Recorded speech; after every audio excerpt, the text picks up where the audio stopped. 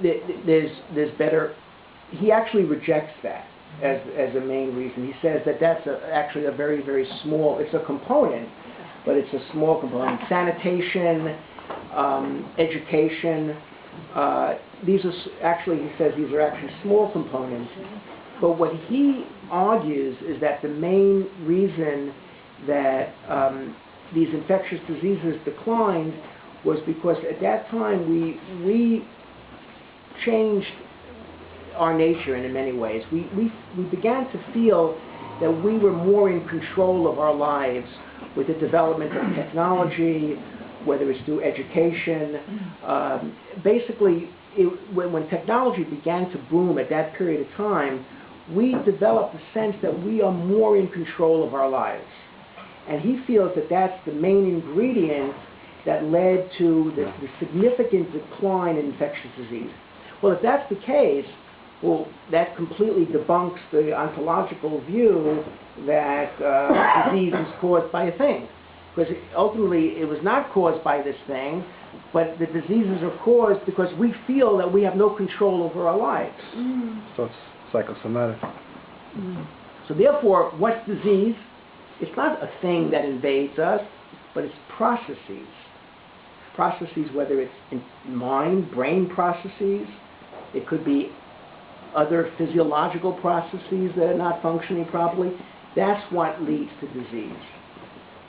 So even the disease, which you would definitely think is based on the ontological theory, is actually based on the is rooted in the physiological theory. Now, from the perspective of the Torah, really disease doesn't even exist. There's really no such thing as disease, because for a number of reasons, in that ultimately everything is healed by keeping the Torah. By recognition and acknowledgement of God and understanding that everything comes from God, and that we understand that the root of suffering and illness is only because we haven't yet fixed ourselves and the world hasn't yet been fixed. We're still very deeply entrenched in phase 2 that we described before, that we haven't fully fixed the ecosystem, that the processes of the ecosystem are not functioning properly. And that's the cause of disease. So according to the Torah, the philosophical understanding of the Torah is that disease is rooted in the physiological cause, that disease is ultimately not a thing that invades us, but disease is basically rooted in abnormal processes. And on the deepest level is that we haven't yet transformed the will to receive to the will to give. We have not yet followed the message of Yeshayahu, of Isaiah. And that's the deepest abnormal physiological processes that could be going on in our mind, in our brain, and in the ecosystem at large. And when we transform those abnormal processes, then the ecosystem and life in general will be radically transformed, and healing will ensue, as Yeshayahu predicts. And even the scientists know through complexity theory that the ecosystem that we are part of has unlimited potential. It's called complexity theory, that whenever you see, or chaos theory, that the ecosystem is constructed in such a way that it always produces more complexity and organization out of disorder and chaos. And that's the magic of the world that we live in. But what's missing is the human element. And when the human element is transformed, then we'll really see the beauty and the power of the world that we live in. So that's one thing to understand. Now, the health is basically living up to human potential. Is that we have the necessary ingredients in our lives that our true essence can unfold, that we can become who we were meant to become. Creating a social environment, a social world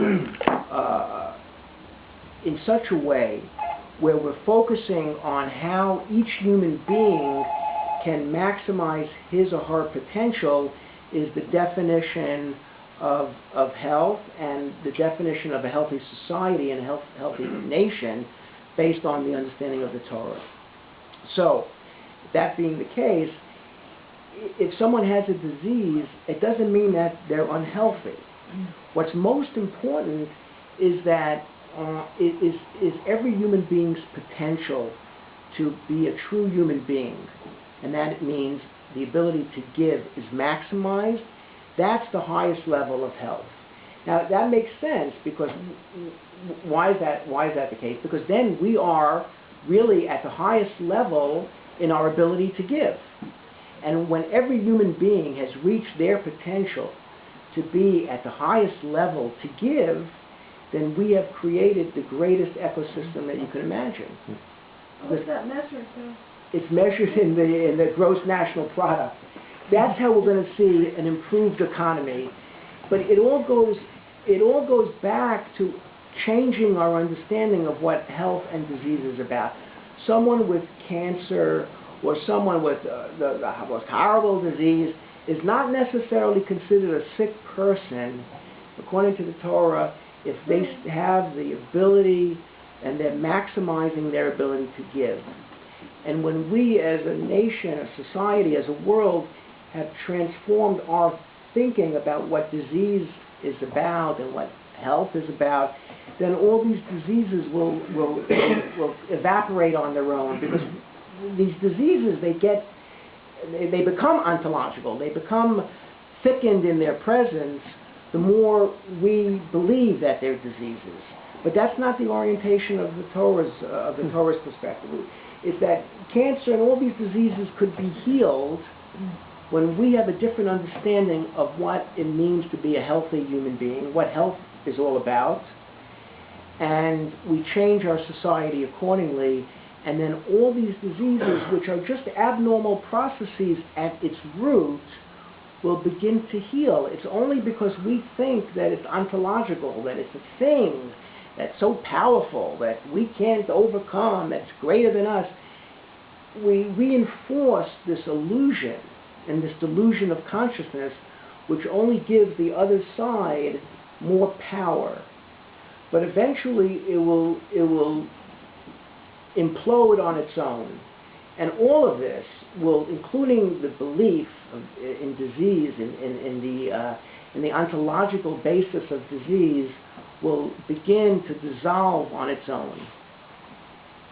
But what we have to focus on is not the disease, but the process, and how to improve at the deepest level the abnormal processes that characterize our society and characterize in the way we think.